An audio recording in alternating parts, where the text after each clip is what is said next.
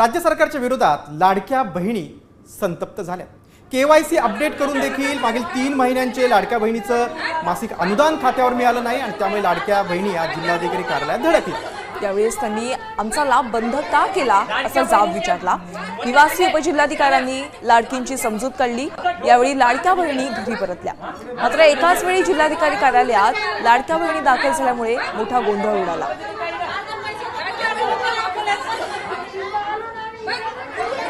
लाडक्या बहिणीचे मत खाल्ले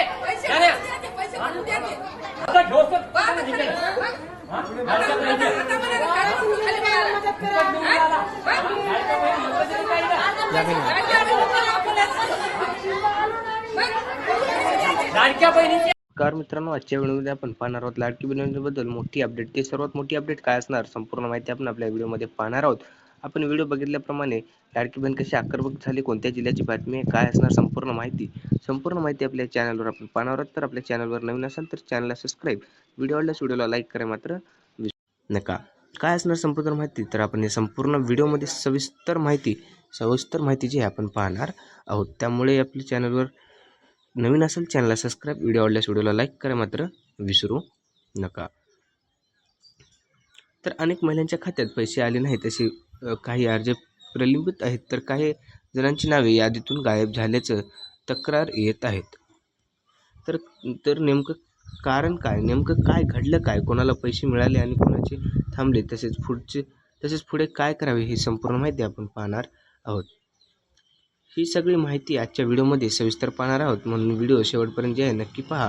मित्रांनो, राज्य सरकारकडून सुरू करण्यात आलेल्या मुख्यमंत्री माझी लाडकी बहीण योजनेची ही महिलांसाठी जी आहे अत्यंत महत्त्वाची योजना मानली जाते। या योजनेअंतर्गत पात्र महिलांना दर महिन्याला आर्थिक मदत दिली जाते। अनेक महिलांना या योजनेचा फायदा झाला आहे, परंतु सध्या काही महिलांच्या खात्यात पैसे जमा न झाल्यामुळे प्रश्न निर्माण झाला आहे। अनेक जिल्ह्यांमध्ये महिलांसाठी तसेच कार्यालय, पंचायत समिती आणि बँकांमध्ये जे आहे गर्दी केल्याचं दिसून आलं।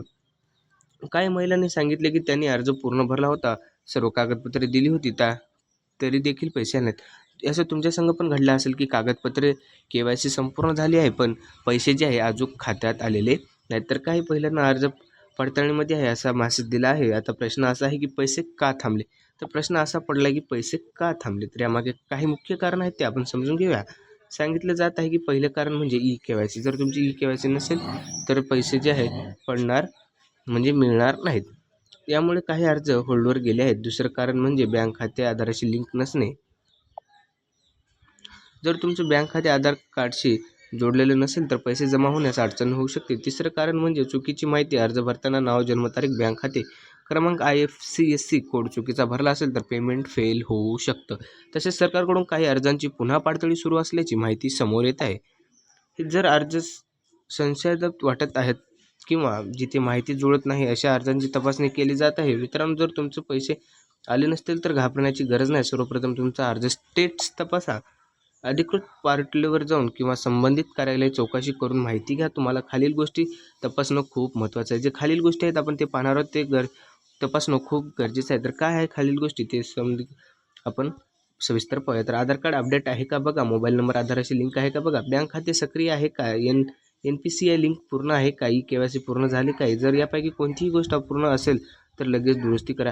हे जे आपण बघू शकता स्क्रीनवर हे खूप इम्पॉर्टंट आहे, त्यामुळे हे जे आपण लवकरात लवकर जाऊन चेक करून घ्या। म्हणजेच आधार कार्ड अपडेट आहे का, मोबाईल नंबर आधारशी लिंक आहे का, बँक खाते सक्रिय आहे का, NPCI लिंक पूर्ण आहे का, KYC पूर्ण झालं आहे का, हे संपूर्ण आपण तपासून घ्या, म्हणजे आपले पैसे जे आहेत अडकू शकत नाहीत। जर यापैकी कोणतीही गोष्ट अपूर्ण असेल तर लगेच दुरुस्ती करा। अनेक महिलांना असा प्रश्न आहे की पैसे कधी मिळणार, तर महिलांना माहितीनुसार ज्या महिलांचे अर्ज योग्य आहेत आणि पडताळणी पूर्ण झाली आहे त्यांचे पैसे टप्प्याटप्प्याने जमा केले जाणार। काही जिल्ह्यांमध्ये प्रक्रिया सुरू देखील झाली आहे।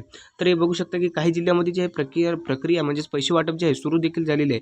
जर आपण अपडेट माहिती नेक्स्ट म्हणजे आपली पहिली चुकीची माहिती नंतर आपण पुन्हा दुरुस्त करून जर नवीन माहिती भरली असेल तर आपल्याला पैसे लगेच मिळू शकतात। मित्रांनो, सोशल मीडियावर अनेक अफवा पसरल्या जात आहेत। योजना बंद झाली, पैसे कामायचे थांबले, अशा अनेक पोस्ट व्हायरल होत आहेत।